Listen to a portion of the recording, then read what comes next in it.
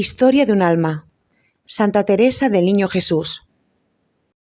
Mi alma estaba sumida en la tristeza, pero al exterior yo era la misma, pues creía que mi pedido al Santo Padre había quedado oculto.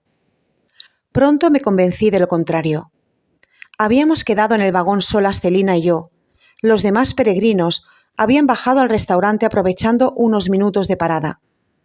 Vi a Monseñor Legoux, vicario general de Coutances, abrir la portezuela mientras me decía con mirada sonriente: «¿Y bien, cómo está nuestra pequeña Carmelita?». Me di cuenta entonces de que toda la peregrinación conocía mi secreto. Felizmente nadie me habló de ello, pero, por la manera simpática con que me miraban, entendí que mi pedido no había producido mal efecto, al contrario. En la ciudad de Asís tuve ocasión de subir al coche de Monseñor Reveroni, favor que no fue acordado a ninguna dama durante el largo viaje. Obtuve así este privilegio. Después de haber visitado los lugares perfumados por las virtudes de San Francisco y Santa Clara, habíamos terminado nuestro recorrido en el monasterio de Santa Inés, hermana de Santa Clara. Había contemplado a mi gusto la cabeza de la santa, cuando al retirarme, una de las últimas, me di cuenta que había perdido mi cinturón. Lo busqué en medio de la multitud. Un sacerdote se apiadó de mí y me ayudó, pero después de habérmelo encontrado, lo vi alejarse y me quedé sola buscando, pues tenía el cinturón, pero no me lo podía poner, pues le faltaba la hebilla. Por fin la vi brillar en un rincón. Tomarla y ajustarla fue cosa de un instante, pero la búsqueda anterior había sido más larga. Resultado: grande fue mi asombro de verme sola junto a la iglesia. Los numerosos coches habían desaparecido todos a excepción del coche de Monseñor Reveroni. ¿Qué hacer? ¿Tendría que correr en pos de los coches que ya no estaban al alcance de mi vista? ¿Tendría que exponerme a perder el tren con la consiguiente inquietud de mi querido papá? ¿O bien solicitaría un lugar en la calesa de Monseñor Reveroni? Me resolví por esto último. Con la expresión más amable y la mayor desenvoltura posible, a pesar de mi gran confusión, le expuse lo crítico de mi situación y lo puse a él en un aprieto, pues su coche estaba enteramente ocupado por los señores más distinguidos de la peregrinación. Imposible encontrar ni un sitio más, pero un señor muy galante se apresuró a descender, me cedió su lugar y él tomó asiento modestamente junto al cochero. Yo parecía una ardilla caída en una trampa. Estaba muy lejos de sentirme cómoda en medio de esos grandes personajes, y sobre todo del más temible frente al cual estaba sentada. Sin embargo, estuvo muy amable conmigo, interrumpiendo de tiempo en tiempo su conversación con los señores para hablarme del Carmelo. Antes de llegar a la estación, todos los grandes personajes sacaron sus grandes carteras para darle dinero al cochero, que ya estaba pagado. Hice como ellos y tomé mi carterita, pero Monseñor Reveroni no consintió que yo sacase mis moneditas y prefirió dar una grande en nombre de los dos. Otra vez me encontré junto a él en un ómnibus. Fue aún más amable y prometió hacer todo lo que pudiese para que yo entrara al Carmelo. Aunque ya ponía un poco de bálsamo en mis heridas, estos breves encuentros no impidieron que el regreso fuese mucho menos agradable que la ida, pues ya no tenía la esperanza del Santo Padre. No encontraba ningún socorro en la tierra, que me parecía un desierto árido y sin agua. Toda mi esperanza estaba puesta en Dios solo. Acababa de hacer la experiencia de que es mejor recurrir a Él que a sus santos. Sin embargo, la tristeza de mi alma no me impedía interesarme mucho por los lugares santos que visitábamos. Me dio alegría poder contemplar en Florencia a Santa Magdalena de Pazis, en medio del coro de las Carmelitas, que nos abrieron la reja. Como no sabíamos cómo gozar de este privilegio, y muchas personas deseaban tocar con sus rosarios el sepulcro de la Santa, y yo era la única que podía pasar la mano a través de la reja que nos separaba, todo el mundo me traía los rosarios, y yo estaba muy orgullosa de mi oficio. Siempre encontraba el modo de tocarlo todo. Por ejemplo, en la iglesia de la Santa Cruz de Jerusalén, en Roma, pudimos venerar varios trozos de la verdadera cruz, 2 espinas, y uno de los sagrados clavos encerrado en un magnífico relicario de oro trabajado, pero sin vidrio.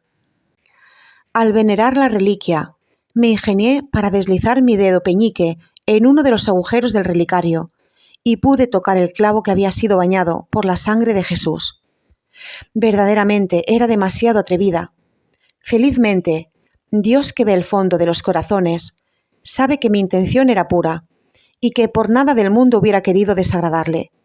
Me comportaba con él como una niña que cree que todo le es permitido y considera suyos los tesoros de su padre. No puedo comprender todavía por qué las mujeres son tan fácilmente excomulgadas en Italia. A cada momento nos decían: no entren aquí, no entren allí, van a quedar excomulgadas. ¡Ah, pobres mujeres!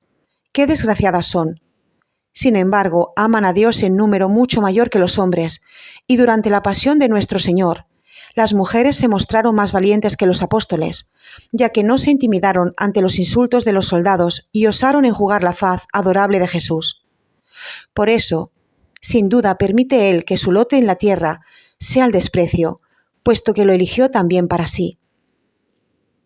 En el cielo, demostrará que sus pensamientos no son como los de los hombres, porque entonces las últimas serán las primeras. Más de una vez durante el viaje, no tuve la paciencia de esperar hasta el cielo para ser la primera. Un día visitábamos un monasterio de carmelitas. No me contenté con seguir a los peregrinos por las galerías exteriores y me adelanté hacia los claustros interiores. De repente vi un anciano carmelita que desde lejos me hacía señal de retirarme, pero en vez de alejarme me le acerqué y apuntando a los cuadros del claustro le dije por señas que eran lindos. Sin duda que por mis cabellos sueltos y por todo mi aspecto se dio cuenta de que era una niña. Me sonrió con bondad y se alejó viendo que no estaba frente a una enemiga. Si hubiera sabido hablar italiano, le habría dicho que era una futura carmelita, pero por causa de los constructores de la Torre de Babel me fue imposible. Después de haber visitado Pisa y Génova, retornamos a Francia. Durante todo el recorrido, la vista era magnífica. A veces íbamos bordeando el mar y el ferrocarril estaba tan cerca que me parecía que las olas llegarían hasta nosotros. Este espectáculo fue debido a una tormenta y era por la tarde, lo que tornaba la escena más imponente aún. Otras veces, praderas cubiertas de naranjos cargados de frutos maduros, olivos verdes con follaje transparente, graciosas palmeras. A la caída de la tarde, los pequeños puertos de mar se iluminaban con multitud de luces, mientras en el cielo titilaban las primeras estrellas. Cuánta poesía llenaba mi alma a la vista de todas esas cosas que veía por primera y última vez en mi vida. Las veía desvanecerse sin pena, pues mi corazón aspiraba a otras maravillas. Había contemplado suficientemente las bellezas de la tierra. El objeto de sus deseos eran las del cielo, y para darlas a las almas, yo quería tornarme prisionera. Pero antes de ver abiertas ante mí las puertas de la prisión bendita por la que suspiraba, me sería necesario todavía luchar y sufrir. Así lo sentí al regresar a Francia, aunque mi confianza era tan grande que no cesaba de esperar que me sería permitido entrar el 25 de diciembre. Apenas llegados a Lisieux, nuestra primera visita fue para el Carmelo. ¡Qué entrevista aquella! Después de un mes de separación, ¿teníamos tantas cosas que contarnos? Ese mes me pareció larguísimo, y durante el mismo aprendí más que durante muchos años. Madre querida, qué dulce fue para mí volverla a ver, abrirle mi alma herida. Usted sabía comprenderme tan bien y le bastaba una palabra, una mirada, para adivinarlo todo. Yo me había abandonado completamente, había hecho cuanto de mí dependía para hablar al Santo Padre. Por lo tanto, no sabía qué otra cosa debía hacer. Usted me aconsejó que escribiese a Monseñor y le recordara su promesa. Lo hice inmediatamente, lo mejor que pude, pero en términos que mi tío encontró un tanto simples. Rehizo mi carta. En el momento en que iba a despacharla, recibí una de usted en la que me decía que no escribiera, que esperase algunos días. Obedecí enseguida, pues estaba segura que era el medio mejor para no equivocarme. Por fin, 10 días antes de Navidad, partió mi carta. Muy convencida de que la respuesta no se haría esperar, iba todas las mañanas después de misa al correo con papá. Creía encontrarme con el permiso para emprender vuelo, pero cada mañana me traía una nueva decepción que, no obstante, no desmoronaba mi fe. Pedí a Jesús que rompiera mis ataduras. Las rompió, pero de una manera totalmente diferente de lo que yo esperaba. Llegó la hermosa fiesta de Navidad, pero Jesús no despertó. Dejó por el suelo su pelotita, sin mirarla siquiera. Me dirigí a la misa de medianoche con el corazón desgarrado, pues había contado con asistir a ella detrás de la reja del Carmelo. Fue esta una prueba muy grande para mi fe, pero aquel cuyo corazón vela me hizo comprender que a quienes tiene fe como un grano de mostaza les concede milagros y que hace cambiar de lugar las montañas a fin de confirmar su fe tan débil aún. Para sus íntimos, para su madre no obra milagros antes de haber probado su fe. ¿No dejó acaso que Lázaro muriese, aunque Marta y María le habían mandado decir que estaba enfermo? En las bodas de Caná, cuando la Santísima Virgen pidió a Jesús que auxiliase al dueño de la casa, ¿no le respondió acaso que su hora no había llegado aún?